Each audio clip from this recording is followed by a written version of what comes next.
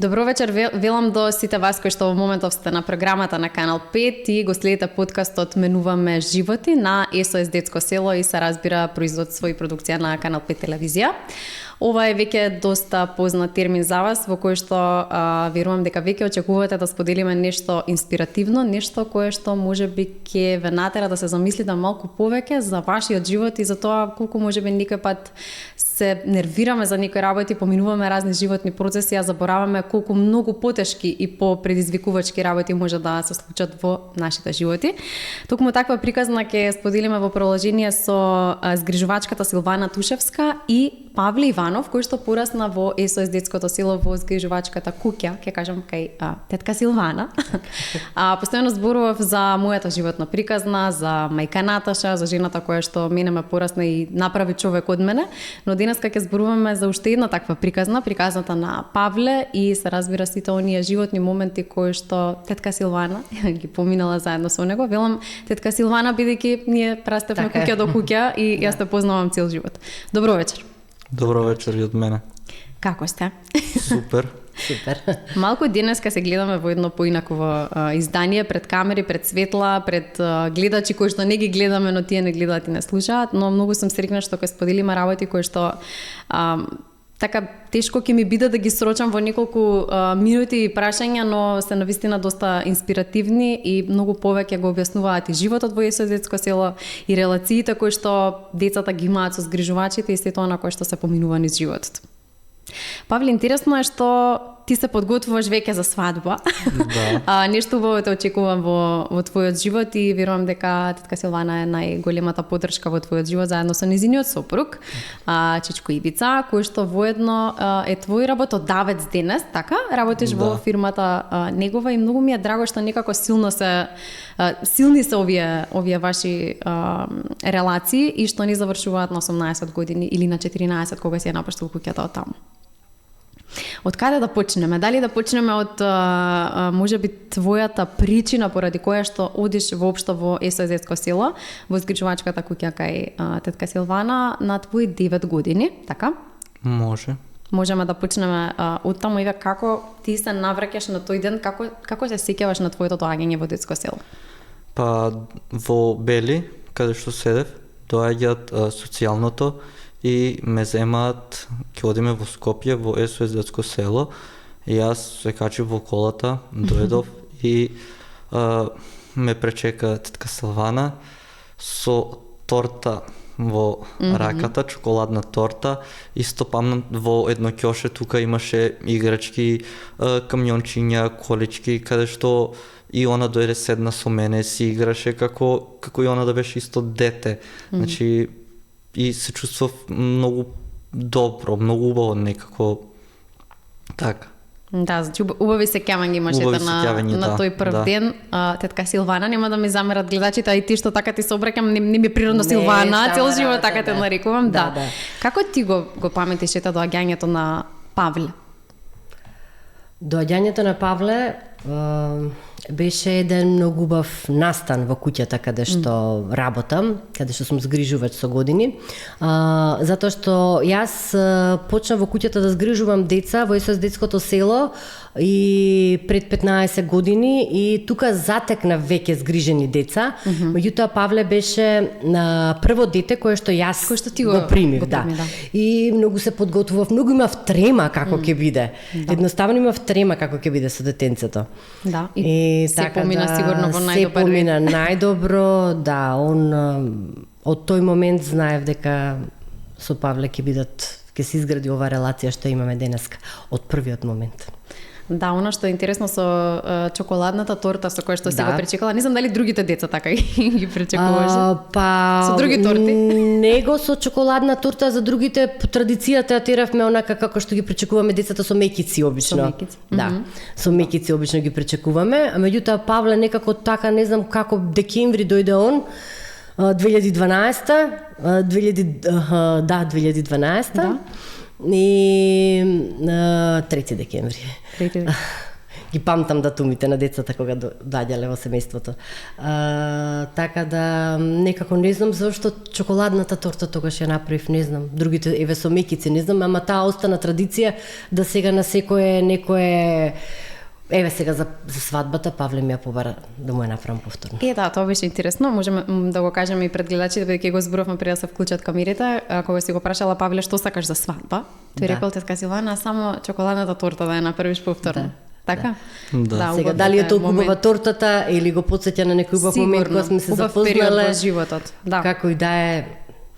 Да ги запознаеме малку повеќе гледачите со барем некои детали од животот на Павле и причината поради која што доаѓаш во СОС Детско село. За жал имаш страшна загуба на твојот брат и Центарот за социјални работи во Кочани, претпоставувам, одлучува дека треба да те однесе во СОС Детското село. Тоа е навистина една сериозна животна травма за која што нема да зборуваме во овие минути, но верувам дека била доста сериозен предизвик тетка Силана да се надмине. Кога зборуваме со некој за некаква тешка животна приказна или ситуација која што се случила, верувам дека и ние самите поминуваме низ истата. А Павле не е единствениот случај, единственото дете кое што си го примила и со кое што си морала да разговараш за сето она кое што се случувало. Како прво ти го прифати сето тоа, како му пристапи на Павле? Павле беше едно сладко мило дете кое што буквално ќе ти влезеше под мишка и ќе се гушкаше со тебе и така да со гушкање и да, така да ги поминувавме некои работи. Меѓутоа јас секогаш кажувам дека мислам дека загубата останува секогаш во животот. Меѓутоа доаѓаат и убави среќни моменти и се воспитувавме и се чувавме и ден денеска се воспитуваме. Мислам дека пребродивме некои работи со разговор многу и ќе кажам кога го посетивме гробот на неговиот брат што го загуби.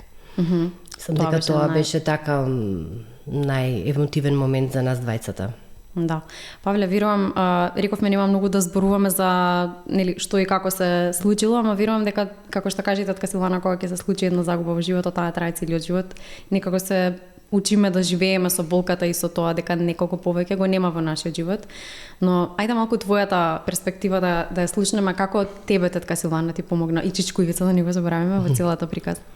Па со тоа што ми збореше дека тоа што нема, тој човек више нема да се врати, значи треба ти да гледаш напред за иднината твоја, утре Господ ќе ти даде фамилија, дечиња, жена, значи треба да гледаш за нив понатака во животот. Исто е за гробот кога отидовме заедно и така го пребродивме сето тоа. Значи ми спомнуваше дека не треба да се враќам назад во минатото, туку треба да гледам за иднината и јас ги слушав. Верувам, секогаш си се чувствувал слободен за се што чувствуваш, да кажеш отворено, бидејќи мислам дека тоа е првиот чекор за да се соочиме со нешто што ни се случува во животот, нели прво себе да си го кажеме, па потоа и на глас и да слушнеме можеби некој совет од некој повозрасен, некој што го сакаме, некој на кој што му веруваме и кој што во моментот е во улога на родител. Така, верувам дека било баш едноставно. Тетка Силана, оно што сакам да го истакнам во вашата релација, кој што навистина ми е фасцинантно и генерално начинот на кој што ти ги воспитуваш децата кои што доаѓаат во твоето згрижувачко семејство, е тоа што инсистираш на комуникација со биолошките сродници. Така. Нели покрај тоа што ти си во улога на родител, на мајка во случајот, го немаш оној суетен момент, ајде ќе кажам, сега јас сум ти мајка и јас нели треба да ме слушаш мене, тие те оставиле или што и да се случило во животот на Павле и на другите деца. И таа приказна никако на крајот има една сериозна пресвртница, но ќе стигнеме до таму. Како успеваш да ги исконтролираш сите твои емоции кои што верувам дека се доста присутни во таква една ситуација и што најмногу те поттикнува за да ги држиш живи тие релации помеѓу децата и биолошките сродници?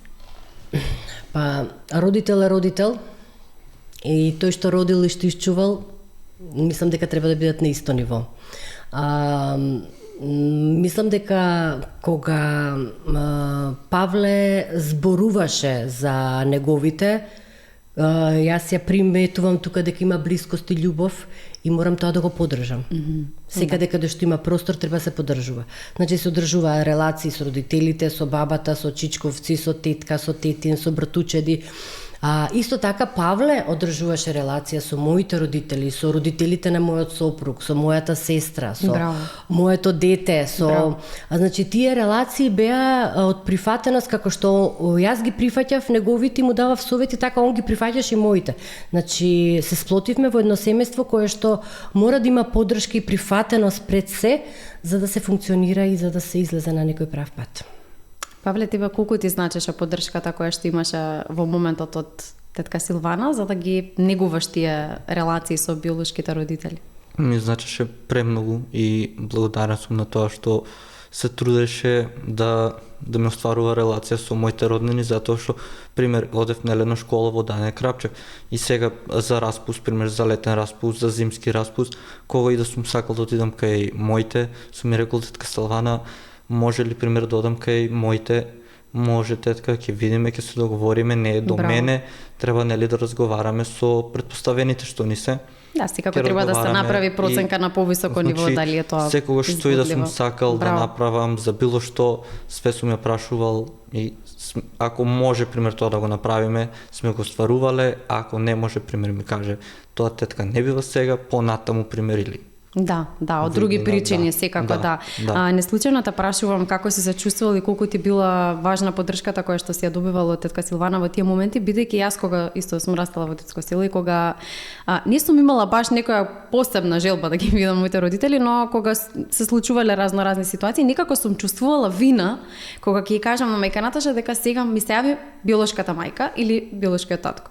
Иако секогаш сум наидувала нели на разбирање и поддршка од нејзина страна и секогаш ги почитувала моите чувства и нели јас што ќе одлучам на крајот дали ќе бидам во комуникација или не, ама тетка Силвана навистина секоја чест да се стават некако на страна личните ставови и емоции да се стави детето на прво место. Да, секогаш детето на прво место. Како изгледале тие средби кога сте оделе заедно во Кочаника и твоите родители?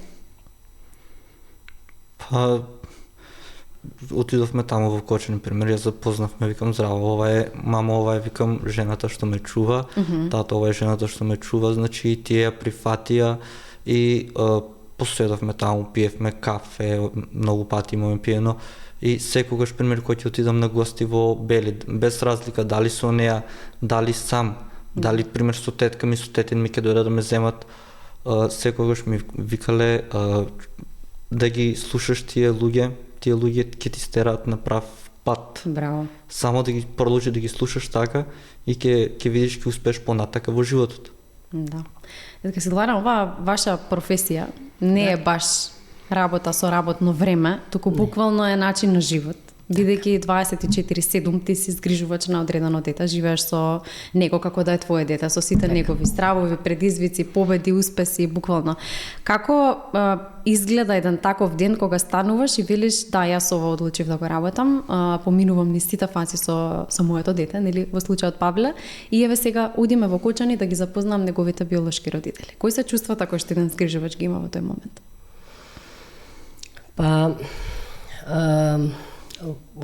Со Павле баш моментот е многу специфичен, како што кажав, он ми е прво дете кое што сум го примила од самиот почеток и да, посебно емотивна си, да. Посебно емотивна сум со него и со сите тие трауми, со сите тие предизвици што ги имавме, чувството измешани се чувствата. Измешани се. Постои тука и страв и возбуденост и добра мисла и радост постои да му помогнеш да биде он со нив, меѓутоа секогаш постои некој страв како ќе најдеш, како тие луѓе како размислуваат, со како ќе те прифатат. Како ќе те прифатат, значи да не мислат дека си им го земала местото. Така, да.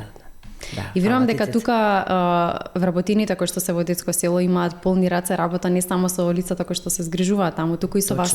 Бидејќи како што кажав и претходно, и вие поминувате низ сите процеси, сите трауми на сите деца. Колку деца до сега имаш израснато? 20-тина. 20-тина. Со се овие 5 сега што ги чувам во моментот.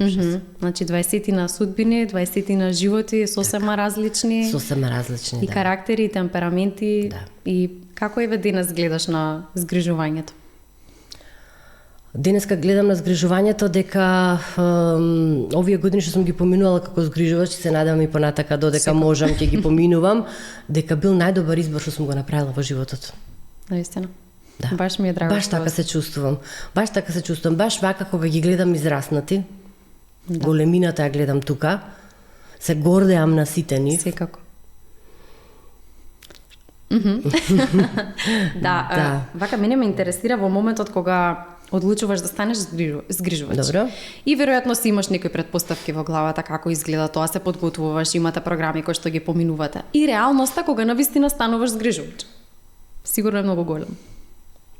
Па, доста бевме подготвувани. Доста бевме подготвувани, ама сепак секој различно се носи со чувствата и со емоциите. Јас стално знаев да добиам коментар, ама многу си емотивна. Ама јас си викам, и тоа секојаш го кажав, силата на оваа работа е баш во емотивноста. Ако не си емотивен, не можеш. Абсолютно. Ама немојте така да ми зборувате, јас сум и храбра. Значи, храбра сум, затоа што сум тука каде што сум, затоа што тука ме поддржува и мојот сопруг и мојот син, кој што ти го знаеш и е твоја генерација, така да мислам и он, како беше, јас немав предизвик само јас како ќе бидам прифатен и како јас ги прифатам децата. Јас, значи, целото моје семејство како ќе биде прифатено. Точно. Како и мојот син кој што беше во пубертет, како ќе биде у тие моменти. Меѓутоа, се помина така убаво. И ден денеска се одржуваат тие релации. Мојот син ден денеска, иако не живее веќе со нас, и ден денеска он одржува релации со нив. И децата комуницираат со нив, и он со нив. И покрај сите стравови, прашања и предизвици се испадна, да. Јас велам, секи помине, само да се здрави и живи. Така. Значи јас многу, а исто така и мојот сопруг, многу најголем стрес не кога се болни. Тоа така ни е малце поголем стрес. На секој родител мислам дека тоа само да е се... Само да нема, сопругот му вика само да нема температура. Да. Да, сигурно разни предизвици и децата кои што ти ги растеш и ги имаш растано биле на различна возраст. На различна возраст. Значи секој со своите години и моменти нели во главата и во животот. А кога веќе го споменавме твојот син Мартин, еве Павле, во какви релации си денес ти со него? Во добри релации. Поканет ли е на свадба? Па го покани, па ми кажа дека нема да може да дојде затоа што е на работа. Тој термини работи терминот навечер. Да. Добро, тоа се други моменти, да, секако. Ајде малку да зборуваме за убавите работи, за венчавката која што те очекува, нели, ова лето, а потоа ќе споменеме и некако, тоа го чувам цело време за на крај, главната, некако најголемата работа во животот што си ја одлучил, кога се врати во Кочани. Но малку повеќе прво за свадбата, колку време си со девојката, колку си среќен, колку таа те разбира за целиот твој живот низ кој што си поминал? Значи, вака, јас сега на 24 јуни, за тоа е 3 дена, правам венчавка. Одлично, значи кога ќе се емитува подкастот веќе ќе бидеш ти на големо во брак. Да. И поканете се тетка Салвана и чичковица ќе дојдат и они. И тоа ми е едно многу голема поддршка, затоа што ќе бидат и они тука покрај мене, затоа што знам дека нема да бидам како сам, затоа што тие ми изгледаат и ми беа како родители. Да. И ќе се гордам со тоа што ќе дојдат. Да. А инаку јас со девојката се знам од многу поодамна, многу поодамна. Судбината одамна си ја запознал. Да, ама некако испадна да се фатиме на 5 мај 2024, каде што јас бев во Бели и таму седев некој период и така испадна се фативме. И сега сме заедно и таа е среќна што е со мене и јас сум среќен што сум со неа, значи си имаме свое разбирање. Бев седев како дома сед во Соколарци, кај неа бев седевме некое време и јас се одлучив и си размислов фактички, викам сакам да си земам куќа, да купам куќа. Благица, како ќе го направиме тоа? Ќе го направиме. Она немаше сигурност, нели? Да. И викам, ќе идеме во банка, ќе видиме, ќе пробаме со кредит, има опции, ова, она. И баш правев муабети со тетка Салвана за тоа и таа ми кажа, не ти е лоша идејата, пробај, види што како, па да ми израдуваш со добри вести. Сигурно. Пробувавме неодобрија кредит и си ја купивме куќата во Тркање, во која што има улога тетин ми Дени и тетка ми Светлана. Затоа што и тие ми помогна. Биолошките сродници играат клучна улога, да. Затоа што тие ми помогна да ја земам јас куќата и збореа со луѓето, сега ми спуштија малку цената и ја земавме куќата благодарение на нив, на тетка ми и тетин ми. Исто и со нив, благодарение на нив, затоа што ти има улога, ми дава совети што како да, нели, пошто сега станува збор за банка со кредити каде што земаш кредит, да не заклеиш многу, да ми дава совети. Апсолутно, секогаш повозрастните ги прашуваме за сите работи кои што не ги знаеме, особено такви решавање на такви животни клучни прашања. Сега интересно излегуваш од СОС детско село, живееш во Скопје. Потоа започнуваш, нели, врска со твојата девојка која што е од Кочани, се селиш во Кочани, купуваш куќа таму и одлучуваш твоите родители да ги земеш во куќата каде што живееш. Да. Секоја чест. Тоа ми беше најфасцинантниот момент кој што го слушнав кога зборувавме за твојата животна приказна, нешто што јас апсолутно не би го направила, не би имала толкова храброст, немам толкова срце, буквално, за да поминам низ некои работи во животот, веројатно и јас се фасцинирам од сите луѓе кои што успеваат да го надминат тоа и повторно да дадат шанса на некој кој што ги создал буквално. Па се види вака, тоа се родители, тие ми имат створено, како и да е во моите вени тече нивна крв. И за ништо не се виновни. И за ништо не се виновни, што вика тетка Салвана. И исто така, и тетка Салвана ми има советувано, значи, клучна е незината улога во цела оваа ситуација, апсолутно. Да. Какви се, такви се, тие ти се родители и да ги почитуваш, бидејќи еден ден во животот ќе ги немаш. Да. И тоа е така.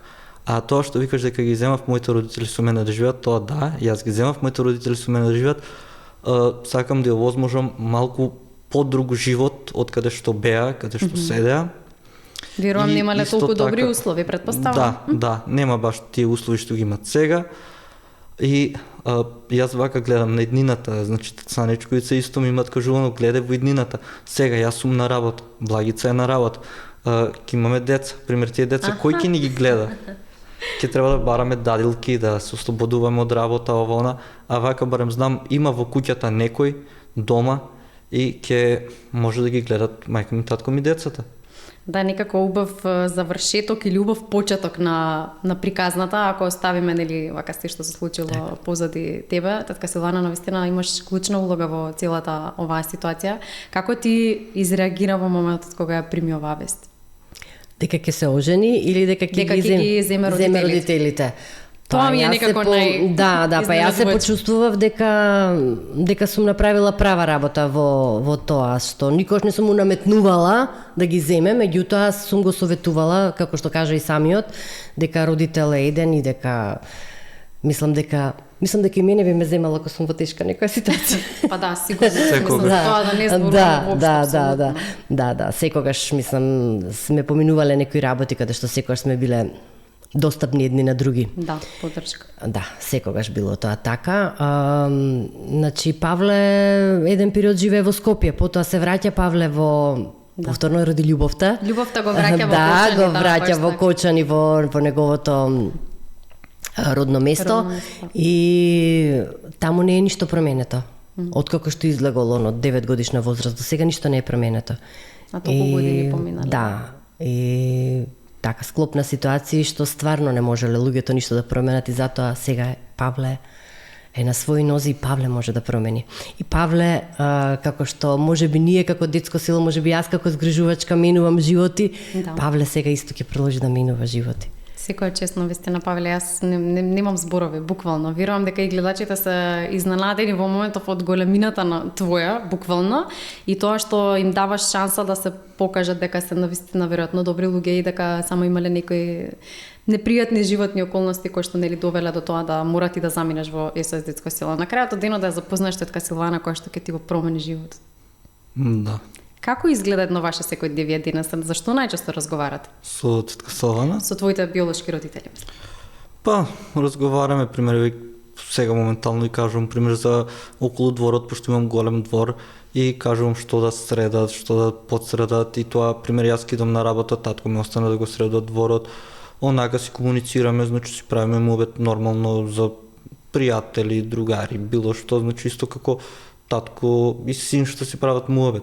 Имаш ли некои прашања од детството што не мачат, ајде да кажем, за кои што разговараш со нив?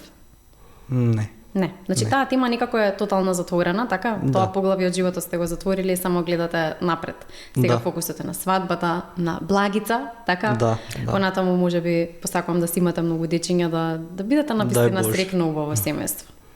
И јас се надевам за тоа. Да. Тука никаде ќе си го привршиме разговорот, сакам само уште да се навратиме во еден момент на твоето детство во детско село и кога му објаснуваш на некој кој што не знае што е детско село и не го знае твојот живот, како објаснуваш, каде си растел, како го паметиш детско село? Значи, јас детско село го паметам така што благодарение, пак ќе кажам, на социјалното, Така е. што ми има донесено во куќата на тетка Салвана и чичко Ивица. И сега, ова што го имам постигнато во мојот живот е благодарение на тетка Салвана, на чичко Ивица, исто на тетка ми, на тетин ми. Значи, они ми имаат советувано и сум им многу благодарен за тоа што ми извадиле на прав пат. Апсолутно. Најтешката улога на еден родител или згрижувач да го изведе детето на прав пат. Мислам дека тетка Салвана тоа е најголем предизвик. Да. И затоа си денес среќна и горда. Да, и да. зборуваш со солзи во очите буквално кога Така е. зборуваш за нивните животни прикази. Така е. Денес ти се грижиш за уште 5 дечиња, Да. така? Да. Во која фаза се тие? Па од 17 годишна возраст до 8 годишна возраст. Да. Значи, баш е 17, голема 13, 12, 9 и 8. Различни Така интереси, се, различни фокус. интереси, различни фокуси од дечињата што се грижам, само едно девојче беше што малку живееше со Павле и она се подготвува исто за свадба кај Павле. Браво, пак е вас Да. убави работи. Да. Баш убаво. Да. Добро, еве со тебе на самиот крај, што е она клучно кое што го добиваш како поддршка од СОС детско село? Поддршка од СОС детско село има во секој поглед, значи од обуки, од обичен разговор некогаш, поддршка во однос на сместување на дете, во однос на во поглед на тоа кое дете каде треба да биде, што е најдобра опција прво за детето. Да. Затоа што секогаш не може со 5 деца си и не можеш на пример едно дете треба си замине да се осамостои, не можеш ти секогаш да примиш некое друго дете ако на пример ситуацијата во куќата не е како што Така е. секогаш има некои предизвици. Верувам. Меѓутоа како и да е, јас мислам дека треба да го почувствуваш оној момент дека го правиш правото нешто. Да. А јас го имам почувствувано тој момент и го чувствувам се уште. Да, затоа и си се уште таму каде што си се уште воспитуваш деца и ти посакувам да останеш таму до самиот крај, до пензионирањето, се додека ти се чувствуваш подготвена да го правиш исто. Се надевам. Сакам само да упатим уште една порака до сите кои што се двоумат дали ќе станат згрижувачи, дали да станат, можеби се кочат, има доста прашања кои што си ги поставуваат, па ајде да ги охрабриме. Да ги охрабриме. Па стани згрижувач, минувај животи. Мислам дека Мислам дека и вашиот живот се менува. Да, се менува и кога животот и други чувствата живот. се менуваат и мислам онака баш на крајот на денот си Тоа е среќен. најважно. На крајот на денот си среќен. Со сите предизвици, со сите тешкоти, на крајот на денот пак си среќен. Да, легнуваш среќен и исполнет дека си направил Точно, нешто добро и тоа е точно. секој ден така. И стануваш, знаеш, стануваш така. знаат некогаш поготово со помалите дечиња, јас некако имам поготова посебна склоност кон женските деца. Некако знаат да ми кажат децата, толку делуваш уморно, а толку си среќна. Да. И Има внатрешно чувство некое кое што и тоа води. некако да, тоа И е некако ми е. непроценливо. Ти благодарам многу за овој убав разговор, Павле, ти благодарам и благодарам и тебе. на тебе. Посакувам Многу ми е драго што те видовме. И си се видиме ние повторно секако Така. во детското село, јас често одам таму и сакам Да. да поминувам време таму. И благодарам многу за се што споделивте со гледачите на Канал 5 телевизија и што сте дел од подкастот Менуваме животи. Благодарам и на вас. Поштовани, на самиот крај ве поздравувам, ви благодарам што го сослушавте овој разговор кој што го имавме пред малку со Силвана Тушевска и Павле Иванов. Останете натаму на Канал 5, а доколку сте пропуштиле некој од нашите емисии, можете да ги погледнете на YouTube каналот на Канал 5 телевизија. Поздрав!